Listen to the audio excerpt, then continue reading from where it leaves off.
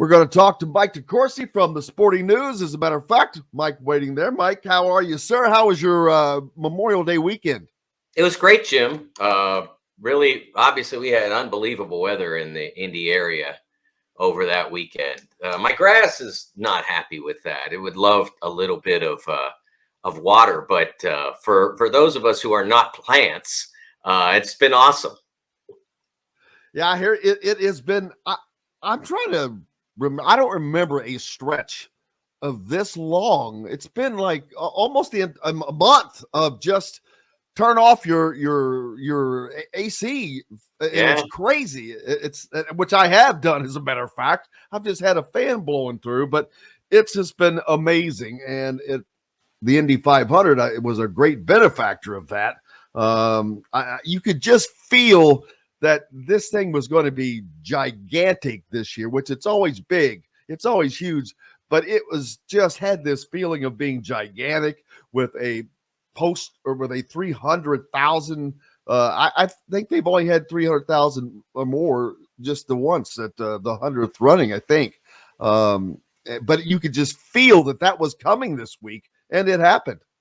Yeah, and they had obviously a great race. Unfortunately, a couple of accidents near the end, and that the decision to not end under the yellow for the fans, obviously the right decision. For the competitors, that's a tough one because to decide it in basically a single lap is a tough. That's a tough deal, especially for Ganassi Racing, etc.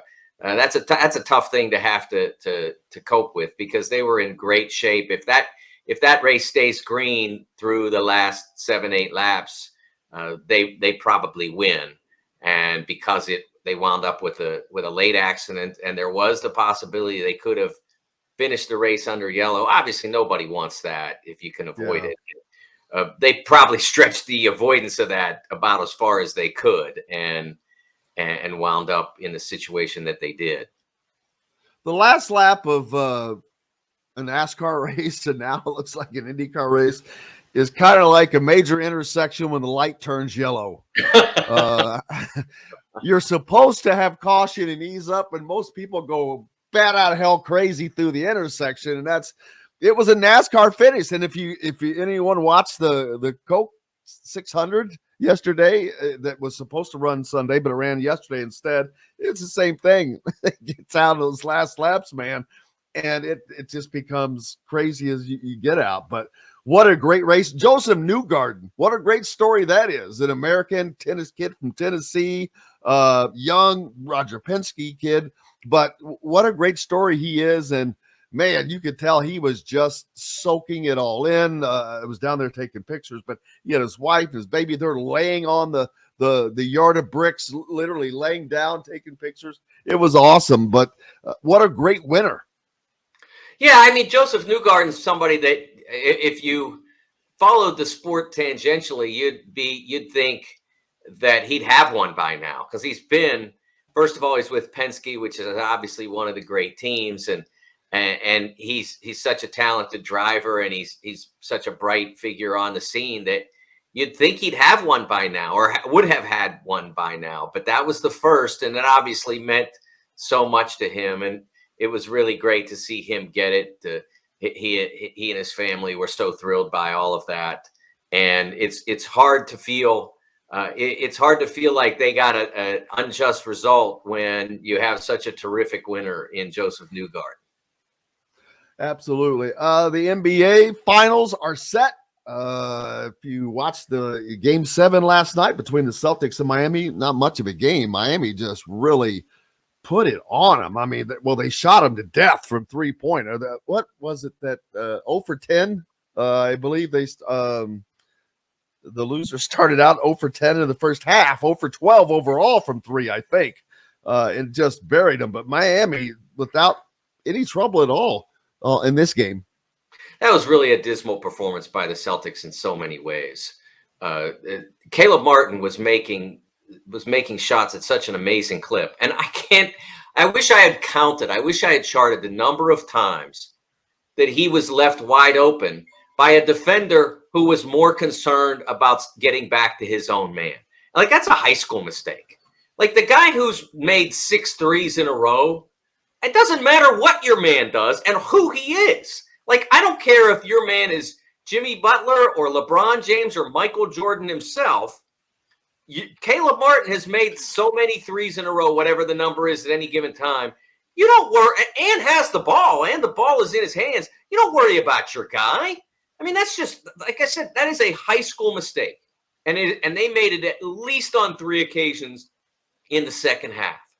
So the Celtics really delivered an abysmal performance offensively with turnovers. Brown was really poor. Jason Tatum was hampered by an early injury from the game, and that made a big difference on how it turned out.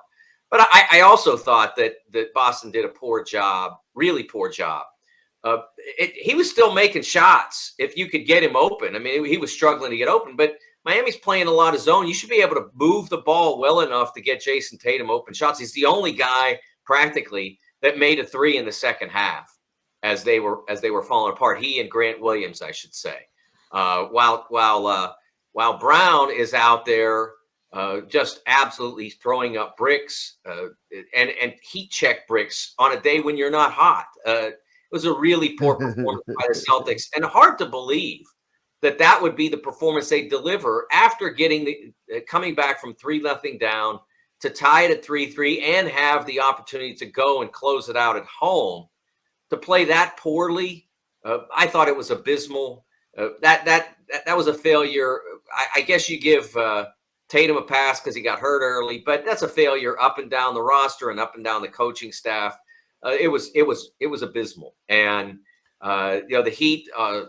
Obviously, they were impaired as well. I mean, they don't have all their guys, and yet they still were able to come through in that circumstance. And Martin stepping forward.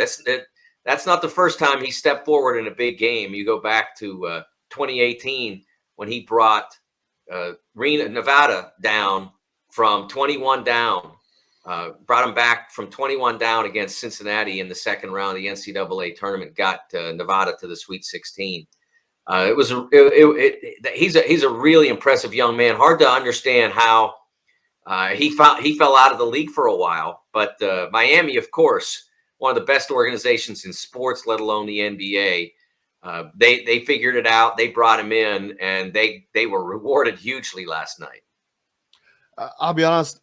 Back in the day, I didn't think that Spoelstra was that good of a coach when he was at Cleveland. I had zero respect, as I'm like, that guy can't coach. He's just the LeBron and riding on the coattails and all that. Boy, he's got to take that back. But I'll be the first to say it. The man's he has done an incredible job. He deserves nothing but respect for what he has done, man. It's crazy. I'll confess that I doubted his pathway as much as anything. Basically working his way up from intern through the ranks with the Heat, and then offered the opportunity to coach LeBron, D. Wade, Chris Bosh, that group, and it seemed as though he were he was a passenger, and I was totally wrong. And we all get a few wrong here and there, and when you do, the most important thing is to own up to them. And then it's not so obnoxious when you take credit for all the smart things you say. But very few for me. I was right there with you. And now I will tell you right now, I don't know when, but that guy's a Hall of Fame coach. He's a Naismith Hall of Famer, and probably the sooner the better. I mean, if Jay Wright gets in when he's 56, 57, I don't know exactly how old Spo is now. But he's not many years away from needing to be in the he's 52 now. So sometime in the next 5 years, he should be inducted because he has done a phenomenal job as an NBA head coach. A side note, which is just a little irony, Indiana, the Hoosiers will have a former player will be getting a championship ring. Yes. There's no question here, whether it's Cody Zeller or Thomas Bryant, which is ironic because Thomas Bryant, didn't he No, they were farther apart. Not directly, but he was among Cody's successors without a doubt. Yeah, I was trying to think there. How close was it? I was like, oh, it was there, but 2 years in between, maybe. But yeah. Thomas had a great career at IU at the Hoosier, and of course Cody on that Big Ten champion in 2013, a all-league player and a fringe All-America player, and now. Gosh, a decade later, he has a chance to. A lot of IU fans still hurting about that Syracuse game in 2013 that cost IU a shot at a national championship. But now, 10 years later, he may get his ring. And he was out of the league, man. Little perseverance on his part. He was out of the league and back in. Now, Cody's a hardworking guy, always has been, and. The league, since Cody left Indiana, the league has obviously cycled away from players like him or big players. They're going small used to be something in the NBA. People are like, what are you doing? And now it's a common thing. And the Heat center, Bam Adebayo, is 6'9", and in basketball 20 years ago would have been a prototypical power forward. And now he's a center because nobody plays that guy anymore. Nobody plays the rebounding power forward. The guy's got to be that position has to be a shooter, has to be a deep shooter in order to be successful. Hence, Trace Jackson Davis coming up. That's kind of his deal right there. The height, weight, he fits into that same deal, minus being known for shooting. Not saying that he can't do it. We haven't seen him do it. But that's something that we're a position where he could play if he could knock down some shots, I think. Well, but if he doesn't, he could be Bam. I mean, he's not as big and physical, but he could be a version of that. He could be an undersized center because he can make plays off the bounce. He's a tremendous defender. He's obviously going to have to. He's going to have to be strong enough to hold his ground against players like Bam, like Jokic. But, I mean, what did he do in college? Remind me. How many Luka Garzas did he have to go up against? And Miles Johnsons and Cliff Amores and Zach Edey's, for goodness sakes. If he hasn't taken on enough size to show you that he can handle himself, I don't know what would. I mean, has there ever been a 6'9" college center who starred while going up against a series of big bodies like that? We have to go back to Wes Unseld, maybe, and Dave Collins. Wow. I mean, those guys had to show that they could do it at that size, and they did. And they became Hall of Famers. And I'm not saying Trace is a Hall of Famer, but I firmly believe that guy's a pro, and that guy, and wouldn't surprise me at all if he becomes a starter in the league. And I don't think there are 30 better prospects in this draft. I could be wrong. There are others who studied it harder than me. I'm going to confess that. But there are things that he does as a defender that are rare. His elevation, his second jump, they are rare. They are the kinds of physical tools that you just don't see on every player.